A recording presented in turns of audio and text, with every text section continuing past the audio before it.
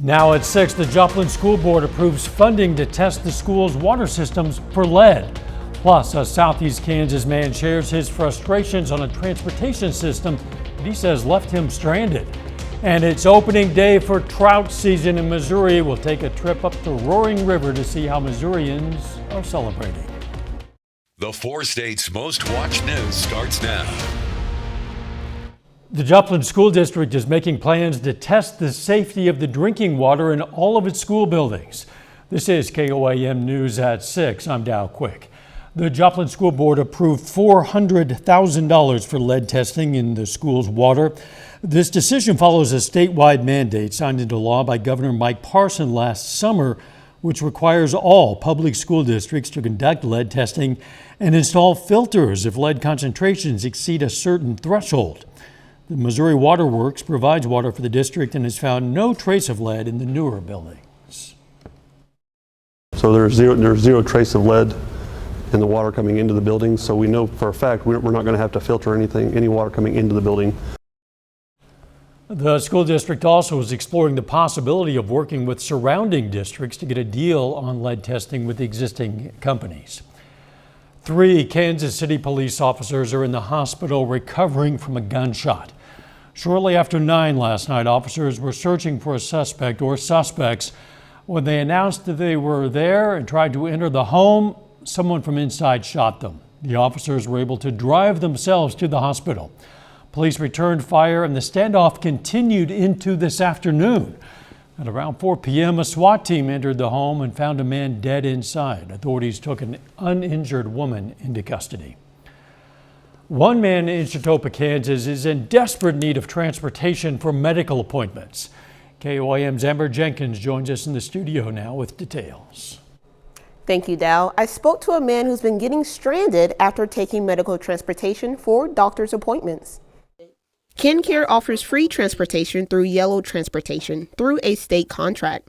Jerry Dye qualifies for 24 medical rides and 12 non-medical rides per year. However, Yellow Transportation has been leaving Jerry stranded. I wasn't in there more than 4 or 5 minutes, and when I came out, he's gone. Jerry was stranded for hours, and this isn't the first time. Yellow Transportation has done this more than 4 times. He had to rely on the kindness of strangers to get back home. But I ran out of transportation availability and options. So it's this transportation service now or nothing. So much so that he's afraid to even set up another doctor's appointment, afraid he's going to get stranded again. Yeah, I'm afraid to call and go up there and get any kind of test done or, looked at, because I don't want to get stranded again. I mean, they might not want to help me the next time. Jerry tried asking for help, but the transportation services tells him to find his own way home. They'll pay for the gas. Well, I've been down that road before, and it's like trying to pull teeth from somebody with no anesthesia. They don't want to give up that money for their gas, and even then it's not worth, the person's time to. Most of Jerry's families have died or moved away. Not having reliable transportation is affecting his health. And that's what they do that I think is really wrong, is drop a disabled person off and just run off and leave them. Because I've got the blindness, I've got the diabetes, I can't hardly walk, I need this anymore. I reached out to Yellow Transportation and KenCare, but haven't gotten a response. Boy, it leaves Jerry in a tough spot. Does he have any other options for transportation? Yes, but it's not really options he can use. So I went out there to Labette Health and I actually spoke to the person that's over their transportation. They actually have their own transportation services for patients, but since KenCare has this contract with Yellow Transportation, this Pacific service, they're not able to, the patients are not able to get transportation services from any other service. Wow. We'll look for updates, Amber. Thank you so much. Let's check in with meteorologist Sam Lane now for a first look at the weather. All right, thank you very much, Dow. It's been cloudy across the area. A few sprinkles here and there you can see on the radar over the last few hours. Just a few scattered, isolated showers as we go through the afternoon and evening. Most of the shower activity has been down towards the south, and it's not really been all that much. Temperatures this afternoon stayed in the 50s for the most part. We did get into the lower 60s earlier, but yesterday it was absolutely gorgeous with lots of sunshine and temperatures in the 70s. This evening, no 70s. Instead, we're going to see temperatures dropping through the 50s into the 40s, all the way down to 38 degrees by tomorrow morning. And looking down the lane, we have a cloudy night in store with some rain developing by tomorrow evening, and then maybe switching over to a mixture on Friday morning. But a warmer weekend is in store, and I'll have all the details on that coming up in your forecast in just a bit. See you soon. Anglers in Missouri can now go fishing for trout. Today is the beginning of Missouri's catch and keep trout season. It's been called the unofficial start of spring. There are events all over in state parks, but one local city park also participates in trout fishing. That's Morse Park in Neosho. This is their 4th year participating, but even before then, it was a long time in planning and clearing the banks of Hickory Creek to make it accessible. We spent a lot of time opening up the banks in the creek area, moving a lot of brush and debris out of the way so anglers could get down there and fly fish and utilize this creek. There's great fishing spots up and down the creek. It is stocked monthly.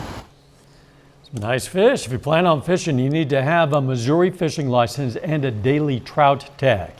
You can find a link with details on our website. Of course, that's KOAMnewsnow.com.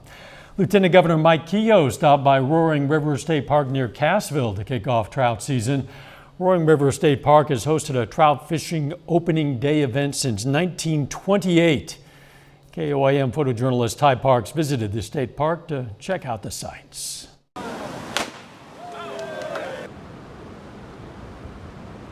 I'm a local here, grew up in Cassville my whole life. This is probably the 20th year that I've been able to come down, and we always fight the crowd just to kind of say that we did it.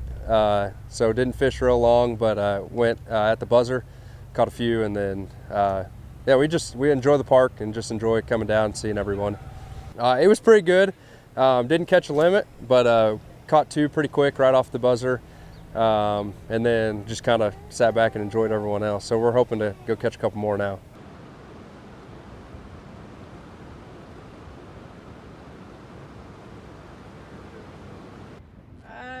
They were both just sitting there, and we were just jigging it in front of their mouths for a while, and they wasn't really reacting, but finally he just bit it.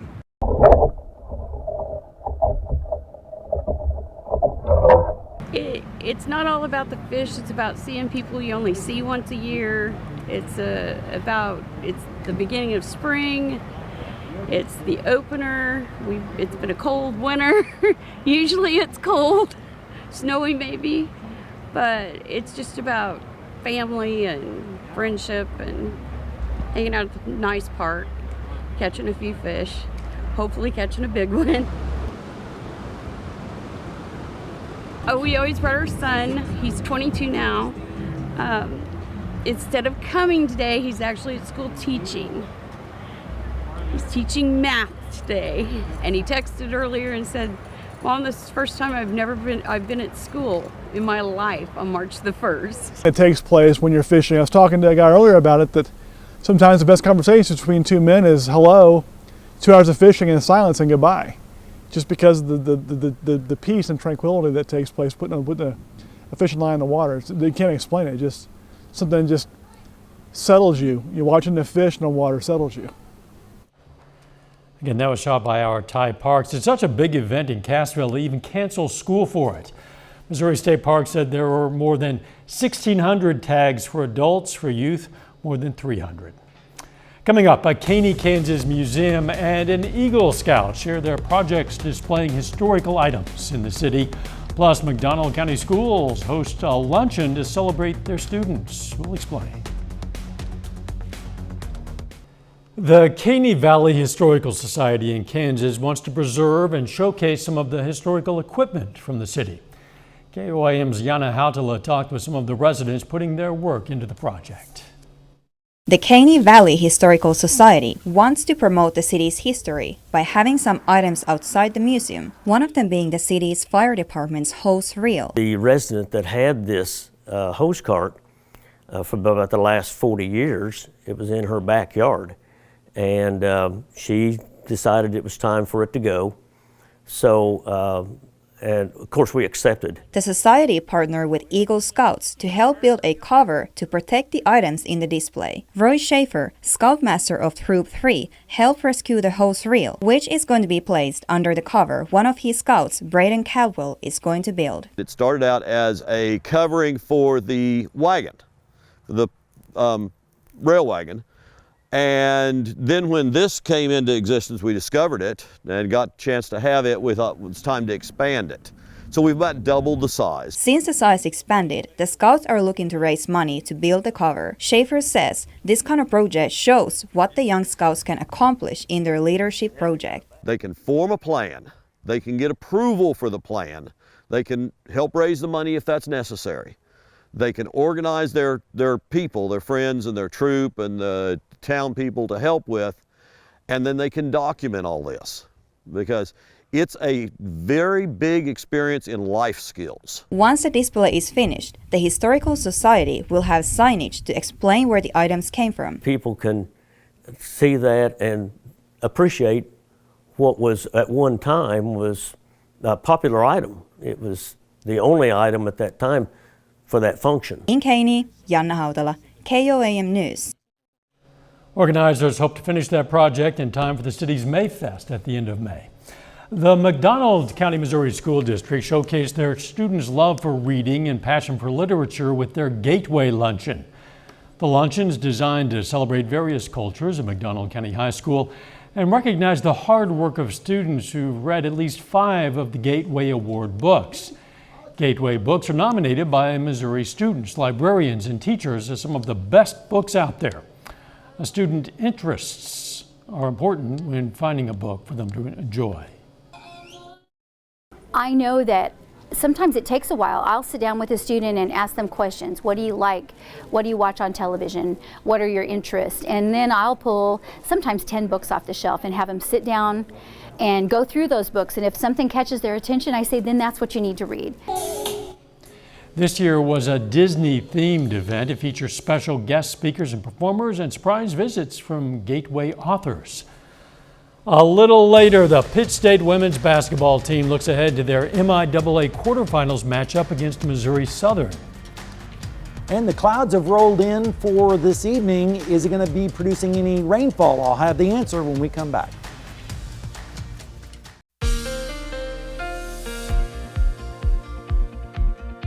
Well, yesterday we had beautiful temperatures with lots of sunshine. Today, not so much. We had the clouds rolling in, and you could see on our time lapse from Seneca, Missouri with the Indigo Sky Casino Resort, the clouds as the afternoon progressed really started to roll in and thicken up across our area.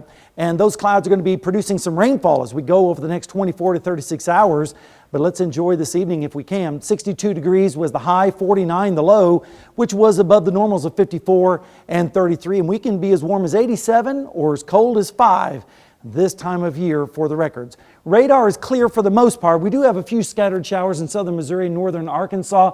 There's a flood watch in effect until Friday at noon, and that includes Lawrence, Berry, Newton, and McDonald, Delaware County, and Benton County in northwestern Arkansas due to the anticipation of some heavy rainfall. Temperatures are pretty much in the 50s right now. Northeasterly winds, some 60s sprinkled in with 61 in Anderson and 60 degrees down in Grove. We're about 10 to 15 degrees colder this evening than we were 24 hours ago. Dew points are also increasing, of course, ahead of the next storm system, and that deeper moisture is going to help generate that rainfall in our southern areas, drier up towards the north and west. Look at the sunset. The sky is on fire tonight. You know, of course, they say sailor's delight with red sky in the evening. Just a beautiful evening out there. 56 degrees in Joplin, north-northeast wind at 7. Dew point is currently 29 degrees. And in Pittsburgh, we're looking at a little bit lighter on the winds out of the north and east with temperature 55 degrees, 30 on the dew point, and an east-northeast wind at 5 miles per hour. Now, there is going to be a risk of severe weather with the next storm system, but it's going to be down to the south in the Arklatex region. A marginal risk up in our area, but not really expecting a whole lot. The main threat is going to be the threat of heavy rainfall. In fact, tomorrow, as we go through the day, the rain chances are going to dramatically increase as we go through the day, basically about 100% by tomorrow evening. Temperatures this evening are going to drop into the 30s and 40s across the area with northeasterly winds. Then as we go through the day tomorrow, notice the scattered showers starting to move in from the south and west with highs in the 50s and 60s. And then the rain will really be getting in earnest by tomorrow evening. And then by Friday morning, look at this, temperatures dropping down into the 30s with precipitation. And you know what that means. A mixture is possible as we go into Friday morning. Then that system moves out of the way and temperatures in the 40s for your Friday with northwesterly winds. Then as we go into Saturday morning, we'll see temperatures quite chilly, generally in the 20s and the 30s. Rainfall amounts are going to be highest down to the south. Some places could get 2 or maybe even 3 inches in some isolated spots, and then lighter amounts to the north and west. And snowfall accumulations, this model is forecasting maybe as much as 5 inches, but again, this is not chiseled in stone, not really expecting a whole lot. May see a dusting or a little bit of accumulation with that system on Friday morning. Then as we go towards weekend, the snow's all gone. Temperatures are going to be in the 60s, even close to 70 by Monday of next week. And then it becomes unsettled next week with several rounds of precipitation possible. And yes, even a chance of winter-like stuff even next Friday. So looks like Fridays this year are days to get the, I guess snow so. in the winter. Yeah. That is a pattern, it appears. It does seem to be a pattern. Yep. Thanks, Sam. Joplin Post Art Library partnered with the Joplin Public Library for their new community read program, Joplin Reads Together. In the partnership, there will be a community-based art exhibit titled Lost and Found Remarkably Bright Objects. It'll feature art created with found objects and concludes with the reading of Shelby Van Pelt's Remarkably Bright Creatures. Remarkably Bright Creatures is the 2023 book for Joplin Reads Together. Still ahead, Pitt State and Missouri Southern look to face off in the MIAA quarterfinals this week. We'll hear from Pitt State. Today's the opening day of the MIAA basketball tournament in Kansas City. In the men's bracket, the Missouri Southern Lions hit the floor in the first round this afternoon against Northeastern State, and the winner of today's game advances to face Central Oklahoma in the tournament quarterfinals. Missouri Southern comes out on top, 70-60. Vincent Sigmund Jr. scores a team-high 21 points. The Lions move on to face Central Oklahoma at 2:15 tomorrow afternoon. In the women's bracket in Kansas City, Pitt State and Missouri Southern meet Friday in the tournament quarterfinals. It'll be the third meeting of the season between the two rivals. The Gorillas swept the Lions in the regular season. Friday's winner will move on to face top-seeded Nebraska Kearney in the semifinals Saturday night. Well, what makes them tough is just that it's going to be the third time we've seen them, and that, you know, they have the MIAA Player of the Year from last year and Lacey, and you know, I just could give compliments up and down their roster. They're a team that went to the national tournament last year, and so they have this experience where they've been to the MIAA tournament, won, and you know, and for us, we're still fighting that battle, and we still are hungry for it. That's a look at today's top sports headlines. A final check of the forecast next. Here's a look at what's coming up on KOAM News at 9 on Fox 14. We're going to have more on plans for lead testing of the water at Joplin schools. Plus, why a major drug maker is cutting the cost of insulin by 70%. And we're going to learn how an artificial intelligence-powered robot is creating works of art. Those stories, a lot more. It's coming up tonight. KOAM News at 9 on Fox 14. Hope you had a chance to get out and check out the sunset tonight. Yeah, it's been spectacular. It is spectacular out there tonight. Unfortunately, we're not going to be able to see Venus and Jupiter this evening, but maybe over the next few days we will. But rain tomorrow, and then maybe a mixture on Friday morning, and then more rain next week. So typical for the 4 states. I guess so. Thanks for joining us. We'll see you right back here for KOAM News at 10. Let's make it a great evening.